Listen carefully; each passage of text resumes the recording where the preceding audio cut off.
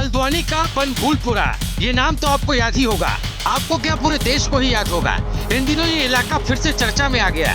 खबर है कि पुलिस ने यहाँ एक बड़ा सत्यापन अभियान छेड़ा और इस अभियान ने खोली है एक ऐसी कहानी जिसने हर किसी को चौंका दिया है। यहाँ के एक होटल में 17 लोग पकड़े गए जो पश्चिम बंगाल से आए थे। ये लोग कई दिनों से इस होटल में ठहरे हुए थे, काम कर रहे थे, लेकिन चौंकाने वाली बात ये कि इनका कोई सत्यापन नहीं हुआ। होटल मालिक ने इनकी पहचान की जांच तक नहीं की। आखिर ये लापरवाही थी या फिर इसके पीछे कोई बड़ा खेल? पुलिस की तफ्तीश ने इन सवाल को और गहरा कर दिया है। पुलिस ने जब होटल में छापेमारी की तो जो सच सामने आया वो किसी थ्रिलर फिल्म से कम नहीं था। इन 17 लोगों के पास पश्चिम बंगाल के आईडी थे, लेकिन इनकी असलियत क्या है ये अभी भी एक पहेली बनी हुई है। कुछ लोग तो हफ्तों बल्कि महीनों से यहाँ डेरा डाले हुए थे, लेकिन सवाल ये कि बिना किसी ठोस पहचान के ये लोग इतने लंबे समय तक कैसे रुके। और तो और जांच में ये भी पता चला कि इनमें से कुछ लोग पहले हल्द्वानी आए और अब यहीं अपना आशियाना बना चुके हैं। आशियाना यानी स्थायी ठिकाना।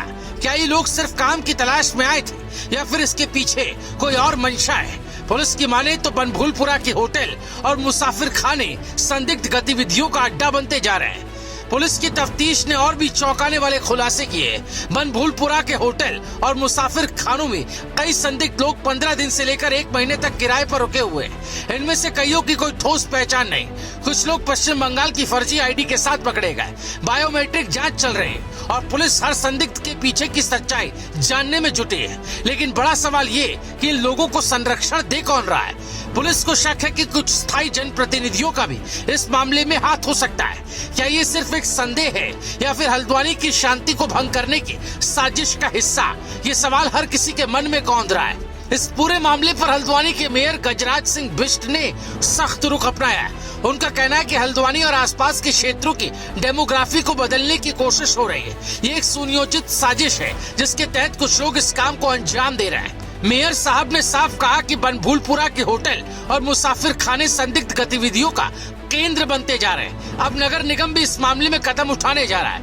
हर होटल और मुसाफिर खाने का रजिस्ट्रेशन अनिवार्य होगा। उनकी गतिविधियों की बारीकी से जांच की जाएगी। लेकिन सवाल ये कि क्या ये कदम इस रहस्य को पूरी तरह सुलझा पाएंगे? क्या हल्द्वानी की शांति पर मंडरा रहा खतरा टल जाएगा या फिर ये सिर्फ शुरुआत है?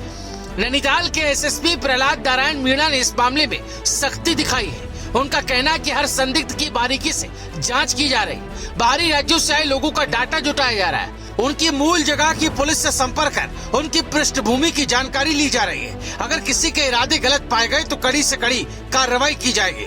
हमने बनभूलपुरा लाइन नंबर 8 में अभियान चलाया था सत्यापन, जिसमें कि 67 लोगों के पास वैध आईडी नहीं थी। इनको थाने बुलाया था, जिनमें 17 लोगों के खिलाफ चालानी कार्रवाई भी की गई है। इसमें कुछ लोग पश्चिम बंगाल कोलकाता के आईडी भी लिए हुए थे, उनसे भी पूछताछ की गई, उनका भी ब्यौरा रखा गया है। साथ ही हमने कल कुछ होटल और मुसाफिर खाने में भी वो भी चेक किया, जिसमें से कुछ लोग लंबे समय से रह रहे हैं। वो क्या काम करते हैं, क्या उनका यहाँ आने का मकसद था, इस पर भी उन्हें थाने बुलाकर पूछताछ की गई। पुलिस की इस मुस्तैदी ने बनभूलपुरा में हलचल मचा दी है। लेकिन सवाल ये कि क्या ये अभियान उन सारी परतों को खोल पाएगा जो इस रहस्य को और गहरा कर रही है? क्या पुलिस उन लोगों तक पहुंच पाएगी जो इस पूरे खेल के पीछे है?